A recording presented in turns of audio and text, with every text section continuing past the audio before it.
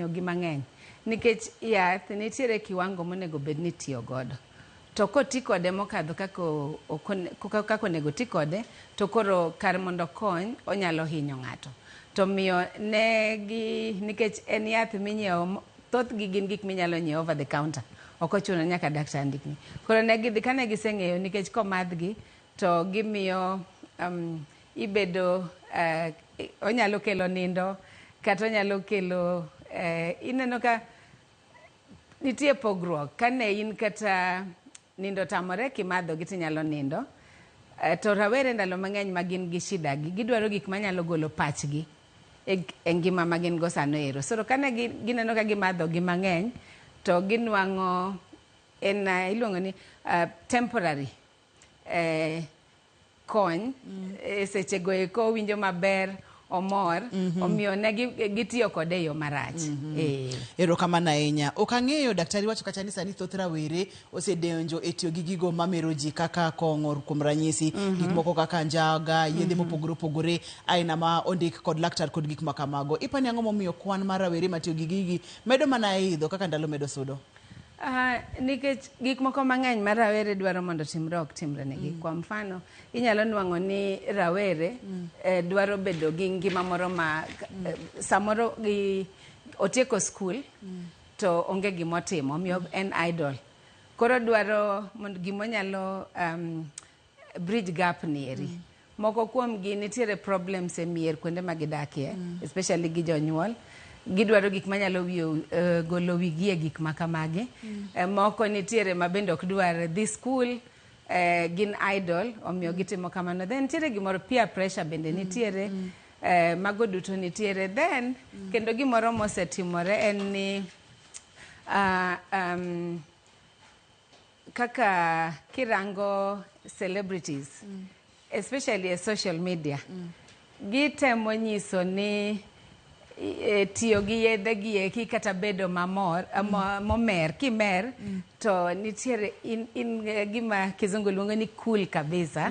So rawere kaneno gik makamago to miyo gibedo gidwaro mondo gikopi mondo gitim kamano. Ka adiera mar wach gidwa ni mondo mi gikopi to gikopo gima kelo negi chandruok, gikopo gik makelo negi midhiero mopogore opogore. Moro kapok wadonjo matut ahinya nikech weche mag aola kata peer pressure nyalo miyo ng'ato tiyo kod gigi. Samoro ng'ato en idol, osetieko skul pok oyudo gimotimo, odwa ni mondo mi oyud gimotimo manyalo kete busy. Adwa ni wadonj mana matin e iye ni aina mag chandruok mage ma gigi nyalo kelo ne rawera. Ruth, chandruok mang'eny kabisa. Nikech gigi ka yath moro amora kobedo overused to nyalo kelo tuo, either tuo mar wich kata mna mag other organs mag del, gik moko kaka liver, kidney, nikech yedhegi nigi teko mang'eny. To nikech ka gimadho gi ok gimadh kaka ni nitiere kama ondikie, gin gimadho mondo gimadh mang'eny mondo ginwang' gima gidwaro cha piyo piyo. For example, odwaro mondo mer mondo bed mamor. Koro wende ni komadho piyo piyo to biro yudo mano. Omiyo kidney bedo affected, heart gi nyalo bedo affected, tuo mar wich mar obongo bende. In fact, mental health issues wadil go mang'eny joma tindo mang'eny kabisa ma odonje wach mag madho gigi eki kata yedhe ma gitiyogo gi eki. Ahinya tuoche mag dang'ni mag paro. Ma kanyo e kamilonye, kae kama koro ing'e maber. Maka wadonjo kanyo to koro antiere dala. Intiere dala. Wamule chandruoge gi kaka mag dang'ni mag paro. Mage mathoro bedo mang'eny mikelo kod chandruok mar tiyo marach gi yath kata tiyo gi yath asasa. Gima timore ka gise madho yedhe gi eki to ndalo mang'eny inwang'o ka ng'ato neko nyalo make. Jomoko kuom gi ka pachgi osechako dang'ni ginyalo dwaro mondo gikaw ngimagi, ginegre. Moko kuom gi nikech koro kata mna chiemo maber ok ginyal chiemo, omiyo o affect ngimagi bende. Bende moloyo inwang'o ka thoth gi mang'eny ng'ato duogo molokre kata janeko. mowuoth kata duk ka gigi osedonjo e ngimane. Ma mondo mi ochako bilo matin tidiere moro ne wantiere kodi gi chenro ka daktari ni pimonwa kidenye mopogore opogore ma kata level steps ma gini chako ga godo. Ng'ato biro chaka kobilo matin kato kako medo sudo kaka omedo donjo iye matut ma ochopo kama koro gini okonyal wuok gini koro ketho kata wiye. Mulnwa okange gi mana matin nono. Gima timore ni kaka ikuongo gichako to en tama or en peer pressure. Aneno ka jomoko madho kata chamo miyo abatim kamano. Kaeto koro obedo maber omiyo adwa chame mang'eny moloyo kaka nachamo nyoro omiyo na nindo maber. Kine nachamo nyoro omiyo problem ane an go wiya no wil godo. Koro chakore kamano matin tin. Kaeto koro chopo kama koro okanyal bedo maonge gini omiyo nyaka chame. Koro bedo dependency donje and then koro obedo addiction. Ka koro sebedo addicted to it, koro bedo matek kabisa mondo miyo we. Nikech ok onyal timo gimoro amora ka onge yedhe gieki kata ka ok omadho gima nomadho. Omiyo mago duto mago stages ochako matin to chopo kama koro obedo addicted to it moko nyal timo gimoro amora maonge. To kochopo koro bedo addicted mane ka koro shida osedonjo maduong'. Kobedo addicted tiene ni otiyo go ma okonyal dak maonge godo. Kapo nono ni en kongon okonyal dak maonge godo. Kanyo kori wacho ni ma chandruok thoro ga chako. Daktari wacho ni thothne jogo makelo ga kata ma introduce rawere kuom gik kata yedhe mamero ji gin ga jogo mantiere machiegni kodgi. Kuom ranyisi wan kaka jonyuol wan mwaketo nyithinde gigi. Kaka aunties gi kata uncles gin wan mwaketo nyithindo e gigi. En adiera mane to precautions mage monego beni wakaw mondo miki kwaro chingi ma nyithindo gin nikech en yo mayot mar rocho ngima ng'ato. En adieri Ruth ni inyalo nwang'o kaka moro kaka thoth nyithindo ma watemo mondo wakony samoro gin jok moa e families ma nitiere gi influence kabisa. Kong'o nitiere ot. Inwang'o kaka kata ba oyawe od nieri. To onge control. Jonyuol biro wuok okinyi gi dhi tich. Kama baba duogo gimokwongo timo en dwaro glass otimo kamano. Nyathi bende neno ka mane gima baba timo kata mama timo. Obendo biro chako timo. Mar ariyo joma chiegni kodgi kaka inyalo wacho maybe uncles kata aunties man machiegni kod nyithindo. Odhi oko okwayo rusa ni mondo odhi gi nyathini. Kumodhieno parents ok ong'eyo gima gidhi timo kuro. Kochopo kuro odhi metho ochako introduce nyathini e metho ni bende. And then osiepe man machiegni kabisa onego warangi parents onego ng'e osiepe mag nyithindgi. Kama nyathini nitie onego ng'e nikech mage kwende mang'eny magiwuok. Odhi wacho gimoro nitie ma common iwacho ni sleepover. Sleepover ni samodhi in kaka parent ing'eyo ot modhiye ang'o modhi timo kuro company mane mokip samo onge kod nieri. Very very important mondo ing'e. Parents moko ntiere ma ging'eyo osiepe nyithindgi duto ging'eyo nyaka parents. That one helps a lot. Omi ing'eyo gima kuma nyathi nitie gi gimotimo. Mulnwa statistics daktari kata kwana mag rawere mathoro tiyo kod yedhe mamero ji kod gin joma nyiri koso ma yawuoyi. Ahinya joma yawuoyi are more affected Ruth. And statistics ma jo CDC wachonwa ni out of nyithindo 45 achiel kuomgi is addicted to something, either kongo or yedhe ma teko gi ng'eny gieki. Then to joma chuo nyithindo machuo donje mang'eny kabisa moloyo joma nyiri.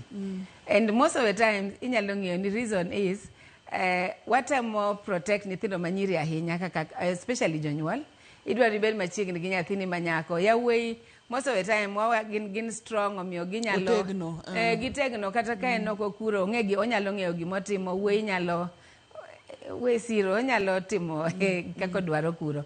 But kirango gibedo affected more moloyo joma nyiri. To ma is common kata mna e pinje maoko kata kaka America. Inwango ka it's the same statistic. Inwango ka maybe nyathi achiel ng'at achiel out of 80 is addicted, or some of them are saying like in America actually 1 out of every 25 people already say donje yedhe gieki. Omiyo figures to dongo kendo medore every year okwadog piny dhi malo. Kanyo eka machandruok na maduong' tiere Dr. Nelly. Nikech wanyalo wacho ni en kawaida to seche mwacho ni en kawaida tiende ni rawere mang'eny wadhi wito e yorni kata e wuodhni. Wang'iyo kacha tuoche mag chuny, weche mag liver cirrhosis, wang'iyo kacha weche mag kidenje mopogore opogore mag cancer, wang'iyo kidenje mag mental illness kaka neko kod weche makamago. Manyiso ni ngima joma chuo bro medo dok piny, lifespan bro medo bedo matin kotenore kod gik mowacho ni gin kawaida. Kopogore kod ng'iyo ni samoro rawere iweyo, mayawuoyi iweyo, ing'iyo nyithindo manyiri ahinya. Ang'o gini kendo ma contribute mamiyo nyithindo mayawuoyi thoro tiyo kod gigi ahinya. To kapok wadhi matut ahinya, en ang'o gini mwanyalo timo mondo mi kik gini dhi kaka odhine, nikech luoro koro nego bed ni makowa kaka nyikwara Ramogi Ajwang', kokwa tang' to wadhi wito rawere thoth gi mayawuoyi, wadhi wito gi kapok gichopo higni 30, higni 40, kaeto oganda dhi bedo kama chal nade? Ruth, moloyo nyithindo mayawuoyi kaka nawacho, jonyuol mang'eny, nyathi mawuoyi chako bedo released ni piny chon kabisa mondo dhi odwar, nikech obro bedo gi family ne obro timo nang'o. Mae keto weight e wigi ahinya. Imiyo gi ting' chon kabisa. Mar ariyo, nyithindo mayawuoyi bende kiwacho kaka peer pressure because of wuok oko noero. Gineno gik moko mang'eny omiyo gidwaro mondo gikopi gik ma ngima ma nyawadgi ni godo, kako bet, kaka ong'ama tin to riembo mtoka, and so on, oyudo nang'o, and so on. All these things, this peer pressure mantiere oko kae, ng'eny kabisa, and it weighs heavily on nyithindo mayawuoyi moloyo manyiri. Mar ariyo, kirango most of the time ka family nitiere gi problem, it affects nyithindo mayawuoyi kabisa. Omiyo mondo mi o survive, o wuok mondo dwar gi ere kaka onyalo survive, ang'o monyalo timo manyalo golo pache e gima timore ot kae. Omiyo chuno gi samoro mondo gidonjie companies maricho, metho ni eri bro golo wiye, kata chamo for example njaga, and so on, bro nyalo golo pache bende. And then lifestyle mar joma chuo opogore gi manyiri. Joma nyiri most of the time gintiere under care mar maybe ng'ama miyo, kata ng'ama dangi, kata ng'ama anti mare. But nyithindo mayawuoyi most of the time they owegi on their own. So it's very, very easy mondo gidonje weche mang'eny. Ponono ni watimo ma daktari opimonwa ni nitiere kaka waketo nyithindo gi kama rach mokalo. Wajwang'o gi, wadiro gi e piny piyo piyo mondo mi giyud kaka ginyalo chung' kar kendgi. Wawacho ni wuoyi siro, wawacho ni gitegno kod weche makamago. Chutho bende waluong ngimagi chal nade. Yienwa wakaw yweyo ka waduogo bang' thuolo machuok. Wadhi nyime kidieny mar ariyo, kik idhi mabor kata matin, kik isudi.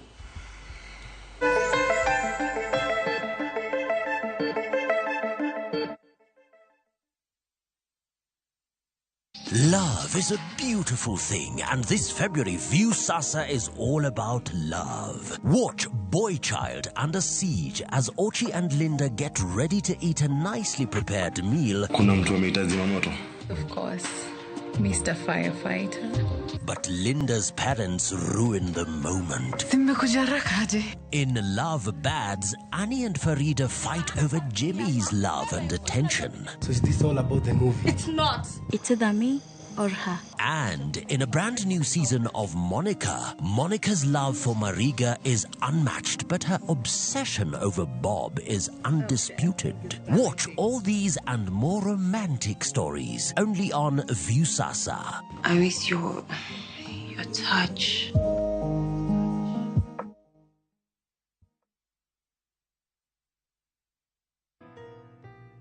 Babe, sijui nianzie wapi, but ukweli ni kuwa na kupenda tena sana. Nikiwa na wewe, usikia nimekamilika. Kwa busu lako, kumbatio lako, aki nguvu uniisha. Tabasamu lako hunimaliza. Sema tena nisikie kuwa unanipenda na hutoniacha kamwe. Na kupenda sana mpenzi. Dial *811 447# to get Nakupenda Mpenzi. Mon romo gi chandruoge mopogore opogore fuondni mag nyodo. Riwri kodwa e penj laktar ka osir kod CIC Insurance Group. Wadhi bedo gi Dr. John Ong'ech ka okoloni matut ewi tuoche mag dhood nyodo. Penj Laktar kod Ruth Otieno, tich adek, saa 12 odhiambo, kik bai. Jothurwa, be usebedo gi gombo mar ng'eyo kaka cham wuok e kodhi nyaka chop kaka chiemo e mesa? Dibed ni dwaro chako pith makelo omenda, kose dwa chako pur mana mar chiemo e dala? Wakelo ni yore mag chako magi duto e chenro mar pur gi ohala. Pur manyasani kendo manigi okang' mamalo to kelo yuto mathoth. Piny olokre dhi e teknoloji kendo puro kenana pur kaka ne manyachon. Kuonde kwath osedok matin. Tinyalo bet gi dhiang' achiel mar grade, tikete e ot, tiomone chiemo to ochiemo. Pur mchele ber kendo nyalo teri mabor. Ngimani be nyalo lokore gi higa 2 kende kitiye yo morere. Pur gi ohala kelo ni jopur kendo joma olony e weche pur. Chieng' tich adek, saa 1:45 otieno, kik bai.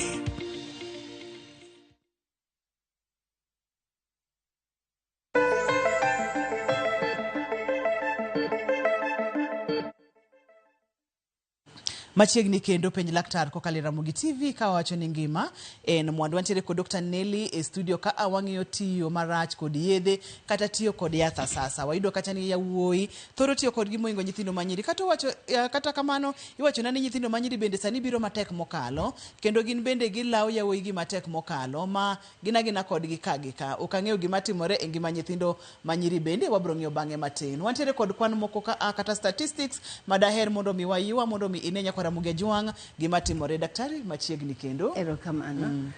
Ruth Kirango wacho ni addiction especially Kenya wakae ng'ata achiel nyathi achiel out ma age between 15 and 65 years achiel kuom ji 20 literally are addicted to alcohol.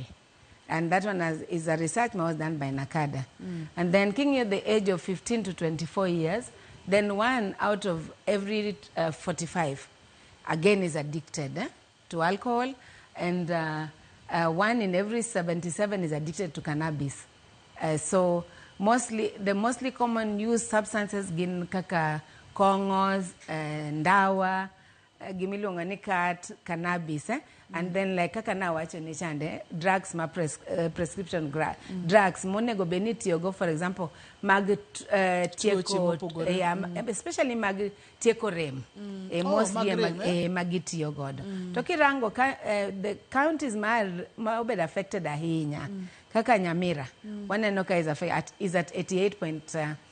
Praboro gochiko percentage mare Praboro gochiko 0.8% mar actually joma tindo kamago eko gin addicted. Another county very affected in Isiolo manitiere at 88.1, Murang'a is at 85.5, Kajiado 79.5, and these are just among mna matin mane wanyalo kwanyo kuom moko modong. Kawuono ok wayudo kuma Kisumu Siaya Homa Bay gi Migori otele. Dichiel wayudo kuma Kisumu Siaya Migori ok otele. Apani kanyo ber ka wapamone wan wawegi. Dahiri mondo mimulnwa ni gima timore Nyamira chiegni kendo kiewo mokalo kod pinje mag kalu. Ang'a timore Nyamira daktari? Nikech wacho kacha ni kineno kama chiliel ka jirandi kikimor maji ni nyalo biro mayot mokalo. Exactly. Kwarango population mar nyithindo especially Nyamira population duong kabisa, and then nyithindo mang'eny nitiere dala. Kirango thoth gi odok nikech gipidho kaka chai majan ipidho dala kuchocho. Koro ka gitieko school kata mna bang' class 8 tinwango ka gidok gidhi timo tije matindo kaka mago. Then sani bende tich mar jo county mar Nyamira ji puro. So nyithindo kotieko class abintiere pesa matindo gidok timo tije gieki omiyo gin dala mang'eny. To magibedo dala ok gin exposed toko kanyo samoro kelo shida mang'eny. Ka koro gik magi expectations magi ok bed met, to koro nyaka gidwar yo maginyalo satisfy gi, omiyo gidok e timbe maricho gieki. Counties kaka Isiolo king'iyo gik moko kaka Mira ng'eny kabisa gimi puro kuro omiyo yude yot. Murang'a kong'o aparo ni ineno kata mna statistics kata mna national news ni ji madho kong'o ma joma mine samoro wuok kadhi gidhi ng'anyo gidhi ng'anyo nikech jodongo. So nyithindo mane example mana wachi influence peer pressure ng'eny kabisa omiyo gidok timo kamano. And the same thing gi places kaka Kajiado giri. Gimoro kachakore obiro ga kod ranyisi mopogore opogore. Kata ng'ama duong' kichako timoro ma yandi nionge godo, jogo matiri machiegni kod ibro fwenyo ni anyaka bedie ni gimoro rach kod Dr. Nelly. Nitiere gimoro ma Ruth tinde timo ma yande noko timga. Kata nitiere kite moro ma ne onge godo chon. Seche ma ng'ato chako tiyo kod gigi daktari, nitiere ranyisi ma nyaka bedie. Wang'iya ni ranyisi monego bed ni jonyuol ng'iyo kata jogo modagi nyithindo gi ng'iyo malong'o mondo mi chij chon ponono ni chandruok osechako bede. Ruth, ranyisi gi nitie kendo gibiro ga ma ok nyal pandore. Inuang'o nyathi manyocha ler kabisa. Kidhi kamoninde to samoro poge gi kama le ninde nyalo pogore. Ochido. Onyalo chiew kinyi to kaka en kochiew to eka kowuok.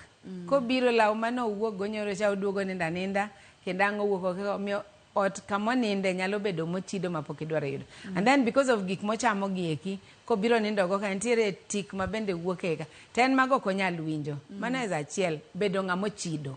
Obedo molil kabisa chakore matin koro chopo kama koro en lil ma ok inyal wacho. Mano achiel kuomgi.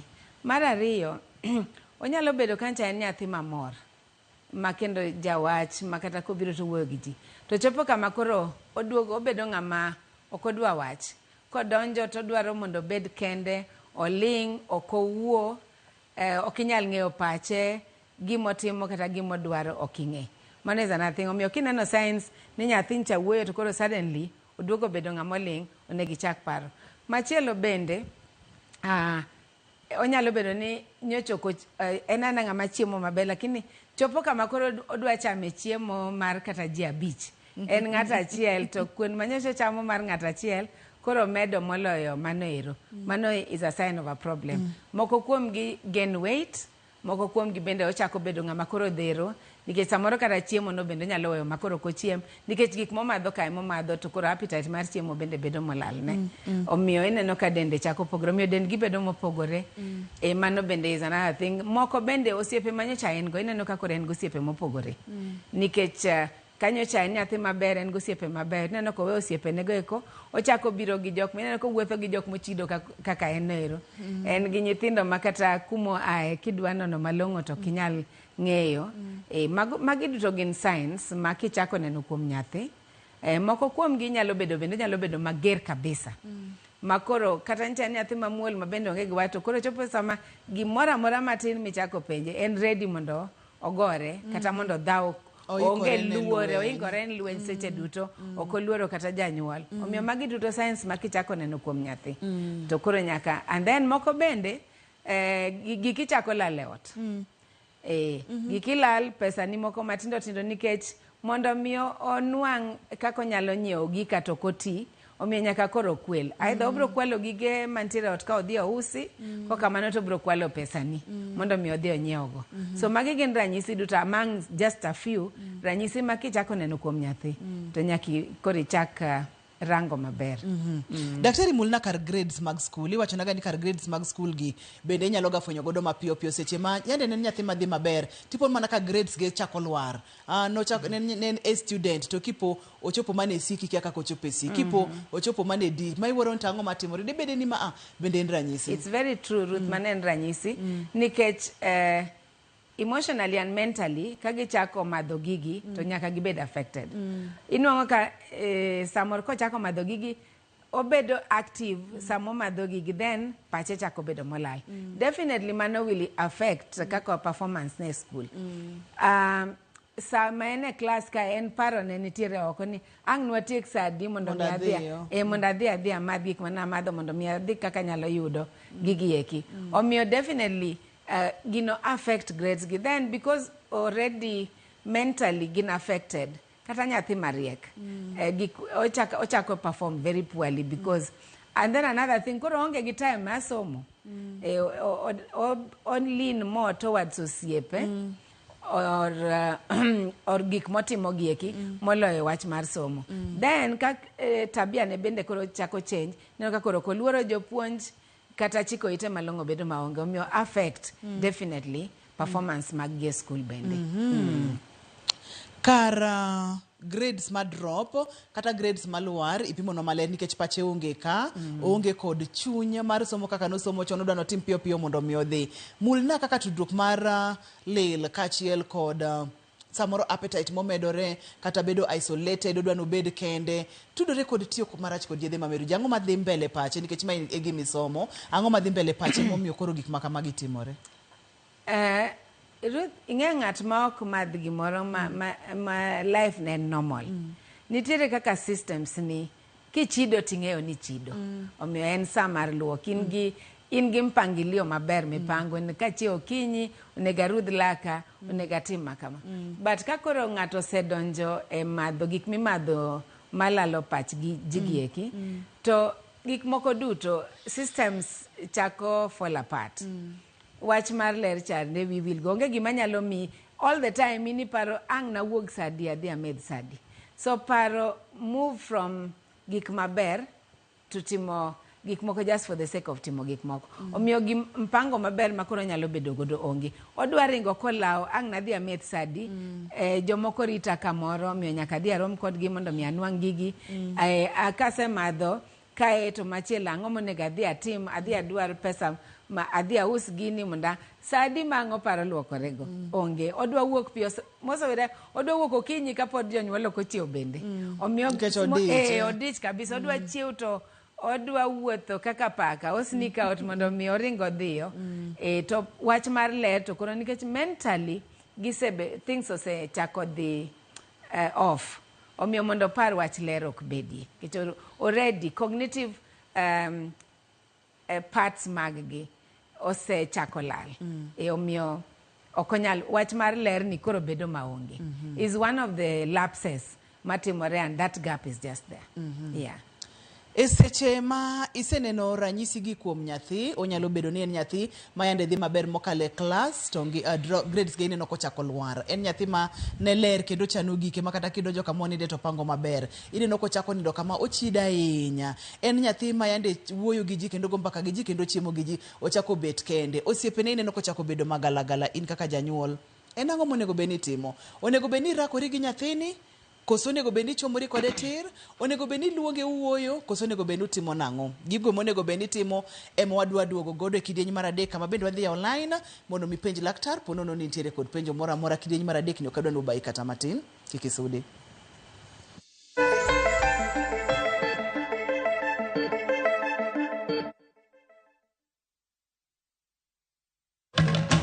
Experience Dubai in a View Travel. Enjoy a half-day city tour, Dubai Creek Harbour, Dubai Frame, Burj Khalifa, Dubai Mall, Fountain Show, Desert Safari with barbecue, Marina Dow Cruise dinner, and 4 nights accommodation, starting from $1,032 per person sharing with travel visa included. With View Travel, Dubai experience yako iko sorted. Book now, lipa pole pole. Visit viewtravel.com, call or WhatsApp 0703-254-254.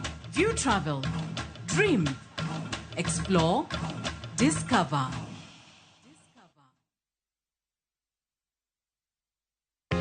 Jothurwa, be usebedo gi gombo mar ng'eyo kaka cham wuok e kodhi nyaka chop kaka chiemo e mesa? Dibed ni dwaro chako pith makelo omenda, koso dwa chako pur mana mar chiemo e dala? Wakelo ni yore mag chako magi duto e chenro mar pur gi ohala. Pur manyasani kendo manigi okang' mamalo to kelo yuto mathoth. Piny olokre dhi e technology kendo puro kenana pur kaka ne manyachon. Kuonde kwath osedok matin. Tinyalo bet gi dhiang' achiel mar grade, tikete ot, tiomone chiemo to ochiemo. Pur mchele ber kendo nyalo teri mabor. Ngimani be nyalo lokore gi higa 2 kende kitiye yo morere. Pur gi ohala kelo ni jopur kendo joma olony e weche pur. Chieng' tich adek, saa 1:45 otieno, kik bai.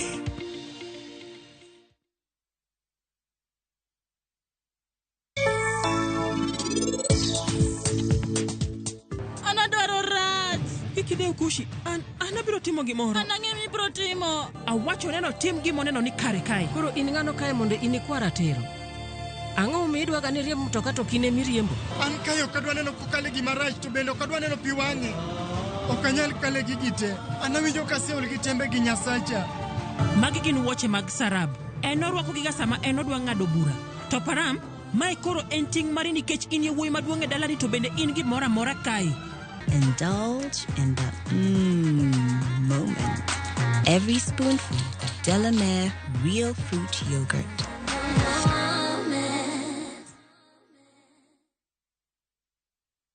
I'm going to consult before we make the next move, as I said. So I say that I will make a statement sometimes next week. Raila Odinga ochako romo gi oganda ka irango romo ma kamago kaka mag manyo sire okang' mar dhi riwore gi jatend piny Kenya William Ruto. Total cost of the King's Kit on this document, line number 26, 7 billion. IBC oyango ni nigi chenro mar dhi tiyo gi omenda maromo bilion 61 mar bago yiero maduong' mar higa mar 2027. Gima nyisa ni jogo notiyo kode marach ekonege. Kawuotho ayudo sirware kando to ketie 20 bob. En lit ne familia moro mar Wagai ma nyathigi ma nyako ma jahigni 12 kwany ringre bungu bang' lal kuom jumbe 2.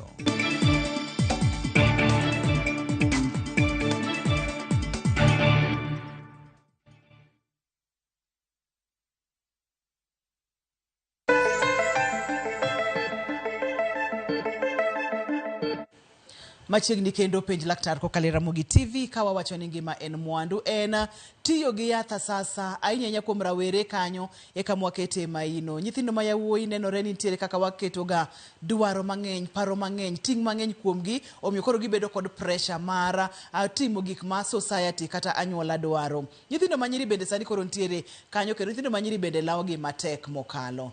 Ranyisi ma kineno tinyalo chich daktari opimonwa kacha to seche mineno ranyisi gi en ang'o gini monego beni timo. Daktari kineno ranyisi gi ang'o monego beni timo kaka janyuol onego beni chomo kanye? Mokwongo en mondo ibed machiegni gi nyathi mondo iwuo kode. Samoro kwa wuo gi nyathi nyaka idog piny kik ibed ng'ama ger ma in kiseneno tidwa dhaw kode idwa goye riembe ot mago ok kony.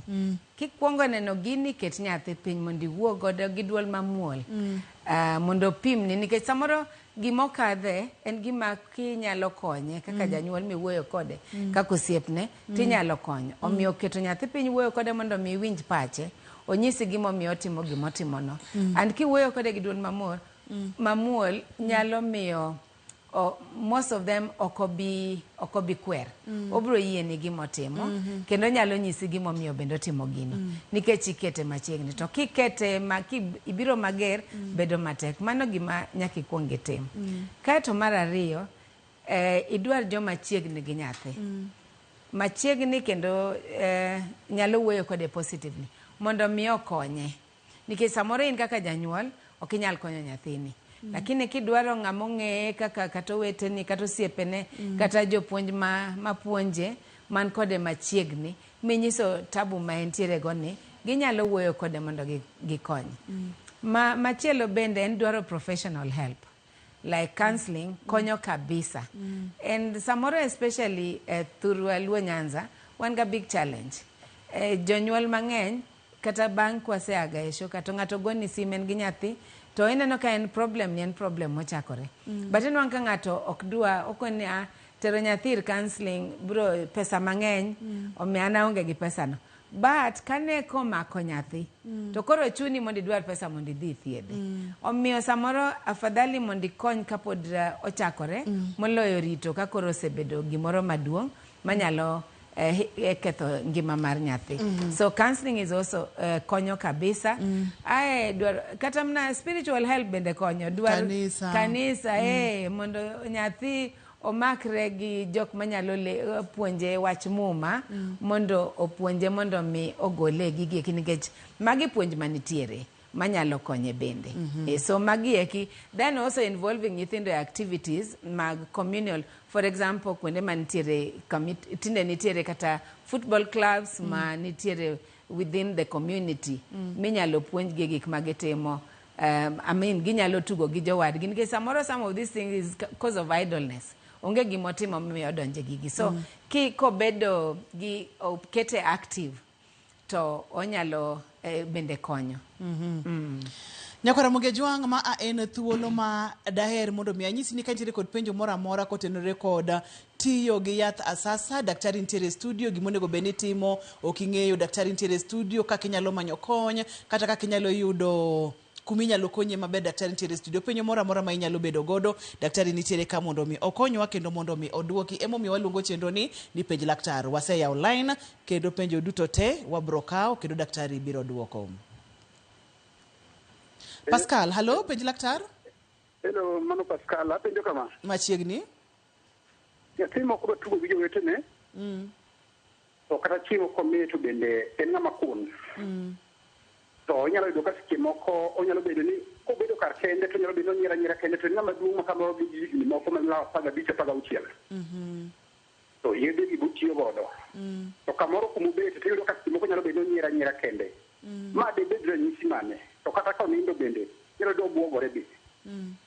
Ero kamano onyalo lonyo lerwan to magi mag mano ero kuso nikech iyudo ka kumubet nyalo bedo ni oling' to kodwa bedo gi jowetene. Chiemo daro chiemo kikende kayore. Makuma ng'ato ntiero kodwa ni mondo osea gimoro amora kod ng'ato. Kare. Ero kamano ahinya. Daktari winjo Pascal? Awinjo. Pascal, mano dwaro nyathino mondo miyo itimne kis bosatemo wuoyo kode mondo penje gimomiyo otimo gik motimogi. To kata the best thing mondo tere ir jahocho mondo wuo kode nikech samoro nyalo tamore nyiso jonyuol gima en go nikech luwore gi kaka bendo penje gi gimo bende luwore gi gimotimo. But kotere ir jahocho, johocho nitiere gi nikech gin professionals. Nitiere kaka gibro dayo nyathini mondo miyo wachi gimomiyo otimo gik motimo gima nokotim chon. Kata inyalo konye kapodo okodhi mabor ahinya nikech kakoro osechako nyiero kende ineno kakoro gini okadho step monego kadho miyo onego ring kode odwar kuma johocho nitie. Then jahocho bro advice ka en gima jahocho nyalo wuoyo kode mondo tie kanyo koso bro chuno ni nyaka ne psychiatrist daktar mar wich mondo miyo rangi especially wach mar nyiero kende. Daktari, seche ma waseneno ranyisi gi, seche ma itemo manyo kony kapok iyudo kony, thothne samoro kipenjo raweregi to gitamorega, nitiere ga gimoro ni denial, tiende ni ok oyie, otamore. Mulnwa kama tin kod gima inyalo timo ka wantiere e denial phase ka. Yeah, most of the time denial nitiere reasons momiyo. Samoro denial because of stigmatization. Ing'eyo akweda. Jibro wacho ni anajanjaga. Ibro nene matimo gik maricho duto. Omiyo gibedo ga kamano. Kaka society brand gi. Omiyo gibedo in denial. The best thing and miyo, nyaka kaka community nyaka wayie ni all these misnomers bro bedo within us and mondo mi wakony en mondo wawe stigmatize gi wayie ni gintie to mondo tinyalo kony gi. So wuoyo kod gi konyo. Then also introducing them to so many, like in a community, samoro jo rawere dwa wuoyo gi rawere wadgi. Dwaro that category of group of people maginyalo open up to, because of gibi open up to everybody. So denial nitiere, but nitiere yore minyalo kony gi godo. And even tero gi kar jahocho is one of the things, because johocho gin professionals. Omiyo ging'eyo kaka gihoyo gi mondo giwuo, mondo wach ni gima nie pache kata manie chunye, mondo miyo nwang' kony. So magi duto nitiere. Kinyalo tim kamano to nyalo konyogi. To denial is on both sides. Kata parents, jonyuol, bende deny, ong'eyo maber ni nyathine madho njaga, to kibro kone to kone ni nyathina ni pok nobilo gini, to ong'eyo ni madho. Nikech society bro brande nang'o. Ing'eyo magi e problem.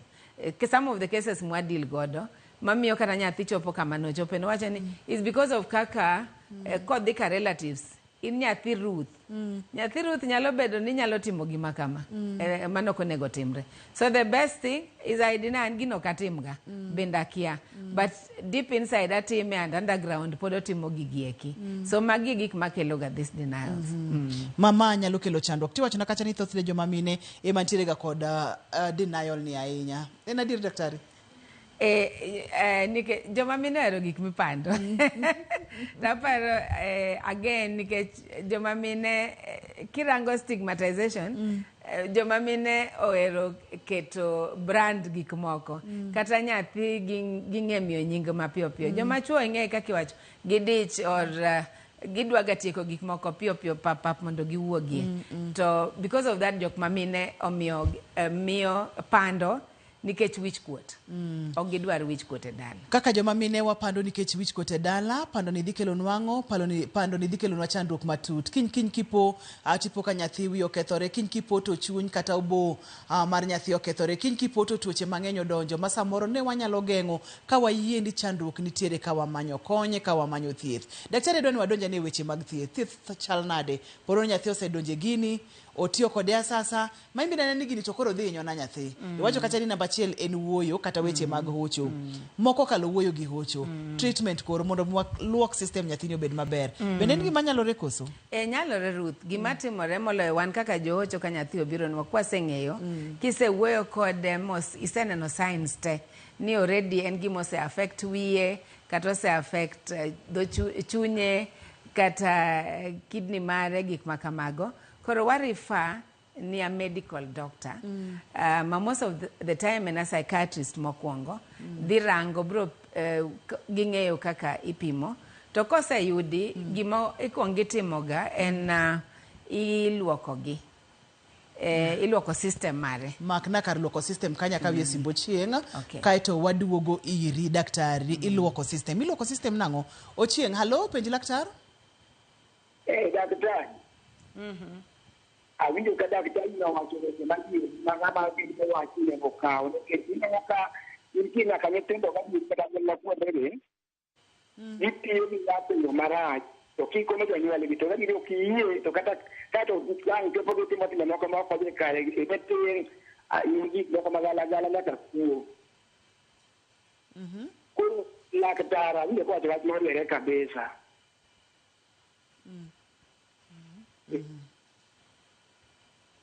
Or make a statement or penjo. Or make a statement. Yeah, which is right. Yeah. Yeah, so watch mar luoko. Kizungu luongo ni detoxification. Nikech mondo mi ikwongi konye nyaka igol already a system ne gigio is clogged gi gigieki. Omadho gi mochamo gi gini opongo dende. Opongo dende. Koro gimwa kwongo watimo bang' wuoyo kode moyie. Nikech bendo kinyal timo ne kichunego. To bedo nyako yie. To nyaka igole e kuma entie nyaka gibed admitted. Most of the time waketo gi a rehabilitation center or a hospital. Nyaka bed admitted in a ward because gini miye through drip. Koro biro to bed admitted for a minimum in 7 days to 14 days. Itimo detoxification ma clear system ne. Kisetieko clear system ne koro ikete through other programs mantiere.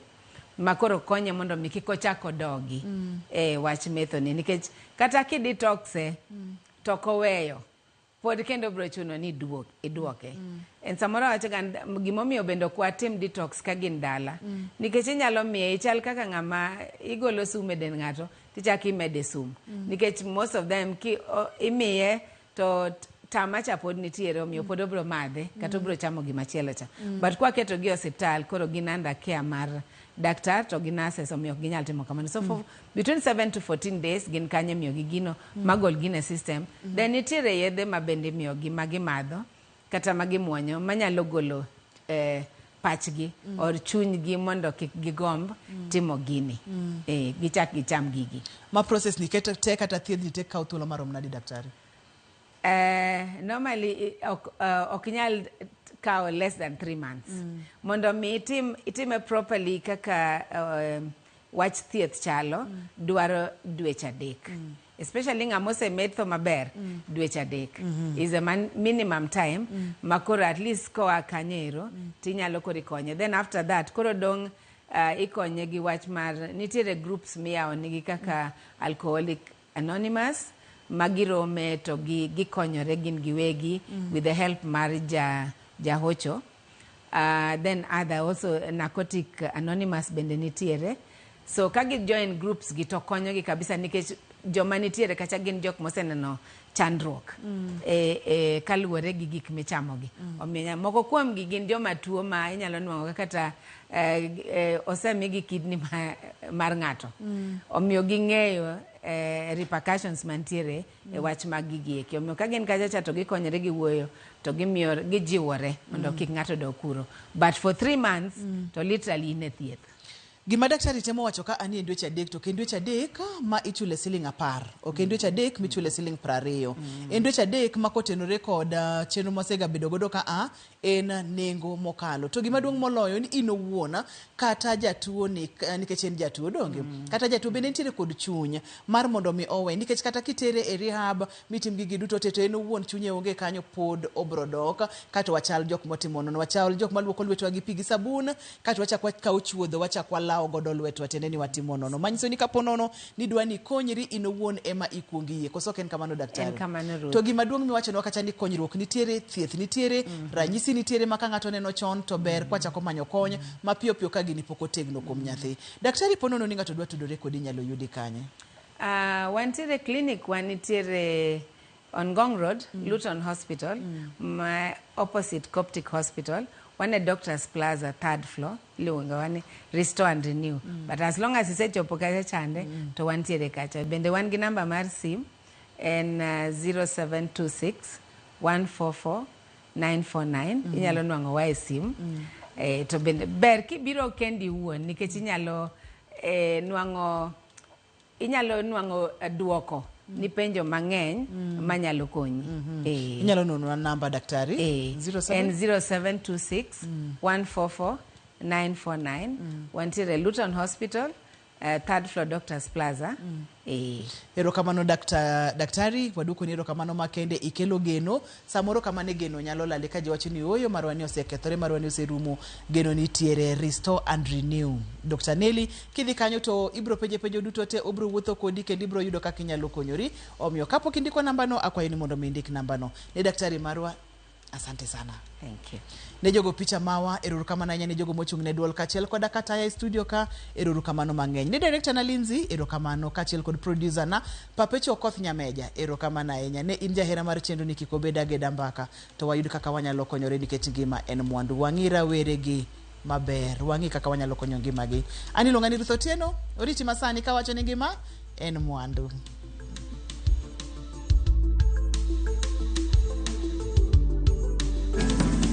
Chenro makiny mar penj laktar koro nie viewsasa.com.